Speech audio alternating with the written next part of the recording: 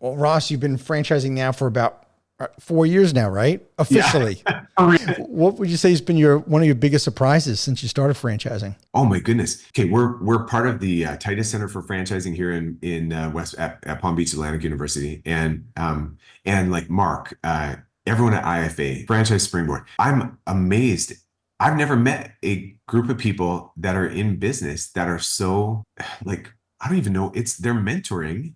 Mhm. They're so generous. Had I known that like 10 years earlier, I would have joined the group just to be like these are my kind of people. I love how generous everyone is, encouraging. Like every one of us, we got pages on the website. I'm like, oh, I hope nobody stumbles across that until we get a chance to fix it. That's But they would see the good, and they're so quick to encourage and call out like, hey, what a great concept. And have you ever considered this? Here's a contact that might be able to help you out. I just never imagined, I don't know. It's not like we would have been competing with everyone, but right. yeah, I just never imagined what a like kind, warm, generous community that the franchising community is. That surprised me. I've never seen anything like that before. So No, it's a unique way of doing business and a very unique community for sure.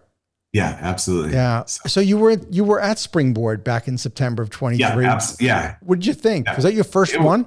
It was first one, yeah, and it was awesome. It was kind of like drinking from a fire hydrant. We had our head of operations and our head of finance there as well, and our we had a franchising intern from Palm Beach Atlantic was there too, and so it was just wonderful to kind of experience it together. I was happy that we had more than just me to be able Mhm. to kind of split up, and yeah, it was great. We're going to go to the Young Conference this year. I mean, I feel like I'm the same way with learning. I love things that are new. As a company, we're focused on continuous improvement, and so we're constantly just trying to be learning and trying new things. But I'm also like realizing I can easily be distracted by something new or different, and I want to just do a deeper dive. Like so, even on franchise or on a conference, I want to choose a conference and really go to it, learn everything, apply what I learned before going on to the next one, Sure. and with reading, I'm at the stage right now. We have a monthly book club, a Patrick Lencioni book club. Once a month, he's got 12 great books on business and leadership. And so once a month, just going through the next book of his and just having a conversation to like, are we for sure applying this before we move on to the next one? That's just kind of my goal for this year is to go a little deeper with what we already have. Yeah, I think that's great. I go to different personal development conferences and stuff, and I'm always amazed. Some people go, when I go to a conference, I am taking notes like crazy. Yeah, I try to take notes as if I have to teach it, which is, yeah, as opposed to going to an event. Some people go, I feel like they're just like groupies. And, they just go to an event just to be part of the event. And yeah, I don't know, for me, I want to learn, I want to meet new people, but it's like, what can I take that I'm going to apply? And you can only apply so much, right? I mean, you come back, especially you came back from your first springboard, like you could have learned like a dozen new things you'd want to take and start implementing, but you can only do like, 3 to 5 things yeah. max and say, this is the highest priority. This is what I'm committing to. Absolutely. Well, and that's what I'm always amazed with when you see a speaker like yourself that's there in the front row, still learning. It's like for me, I feel like we're 4 years in and we have so much catching up to do. So I get it that I gotta keep learning, but I'm so impressed when you see people they've already seen like great success. They've already hit the goals that they set out 10 years ago, and they're still there learning and asking questions and trying to like, I want to get this right, or even just learn Sure. from this didn't go right in the past, and now I'm finally figuring out why. I think it's pretty awesome. So Well, I went to Springboard.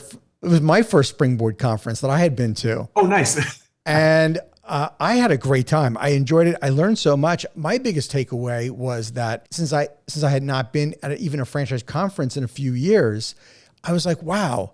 Okay, first of all, not a lot has changed in that Yeah, it's still all about franchise unit economics, right? I mean, that got hit home again and again and again at Springboard and about the yeah, franchisor franchisee relationship. So like the fundamentals of franchising has not changed in the 20 plus years I've been around.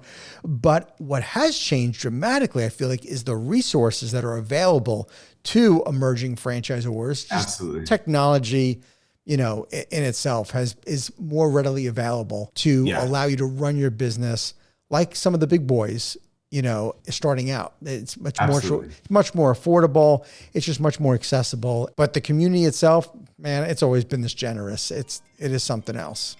Yeah, I feel like I feel a responsibility for us to get it right because, like you say, the resources are available, and if we don't apply them or we don't work hard to continuously improve, we're doing something wrong. So Ross, tell me, what advice do you give to people who are interested in joining your brand as a franchise owner? Good question. Wow. I'm trying to think of what would it, for me, the advice I would have, not just for a franchise partner, but even for, someone joining as a manager, this probably comes back to when I was a kid. I just remember, like, again, seeing my parents working so hard while trying to keep our family together, through a lot of challenging situations. I heard this quote. I had to have been a teenager when I heard it, and it just stuck with me forever. And it says, what a pity to climb the ladder of success only to realize that it was leaning against the wrong wall all along. And so I think with anyone that we're working with, I just want to make sure that they have a true, like, a proper definition of what success looks like. And it's business success is going to be in there probably, but it might just be one of the rungs on the ladder. You sure don't want to get to the end and be like, look at me, I succeeded in business, and realize, like, oh wow, nobody's with me, and so I think that really is at the core. The first thing that I'm looking for is, what is your definition of success, or how do you know if you're gonna hit it? Because a part of what we're doing in franchise is really helping people achieve their goals, right? And there's financial goals there, and even just the type of work you do, or how much work you do, and the hours you work. But I think that's probably the first advice that I often give to people is, like, do you know what success looks like? How will you know when you've actually achieved it? Yeah, well, I learned too that franchise owners have totally different levels of what they define as a level of success. Yeah. And better understanding their needs, I think, also helps us filter out the folks that maybe are not right fit for the system. Yeah, absolutely. Because somebody, in our case, my dad says we're turtle racers, like the race between the rabbit and the turtle. It's like slow, steady. We're building residual rental income, right? And there's not, with the container sales, you can get where you've got a pretty nice revenue even at the end of first year. But really, we're still working on this turtle, just get one more rental out, and keep it out as long as possible. So if someone was saying, like, hey, obviously it's a 10-year franchise agreement, but I've got 2 years and then I want to be out of this, that just wouldn't be a good fit for us. It might be a great fit for, I don't know, yacht sales or something like that, where someone wanted to be all in for a short period of time. But in our case, we're looking for people that really are looking just steady, Sure. Well, I know you're not caught up in the numbers at all, but I am curious to know what your vision is for the company, big picture. Have you thought about how big is big for the company? Yeah, well, okay, we always joke that if we could do what we're doing in Hawaii, then we know we've made it. Because I mean, you can't just drive over and help them out or whatever, like, you've got a system and process in place that just works.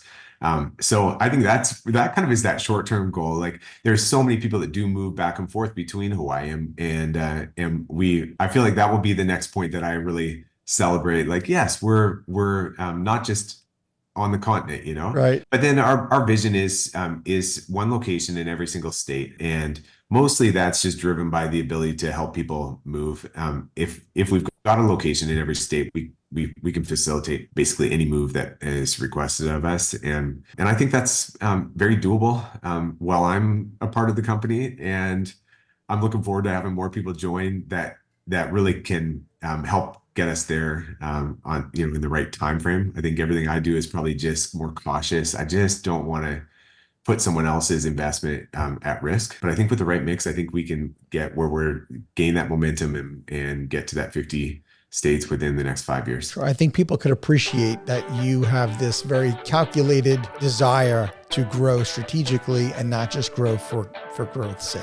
Thank you for tuning into the Emerging Franchise Brands podcast. For additional insights, guest applications, and to stay connected, visit us at efbpodcast.com. The Emerging Franchise Brands podcast is for entertainment purposes only, and the views expressed do not necessarily represent those of Emerging Franchise Brands, its host Frank Fumey, or Emerging Franchise Group LLC. Any discussed franchise or investment opportunity requires thorough investigation, obtaining proper disclosure documents, and expert consultation before making any investment decisions. The podcast and its host do not offer professional advice or endorsements, and they hold no responsibility for actions, representations, accuracy, or consequential damages related to the podcast content.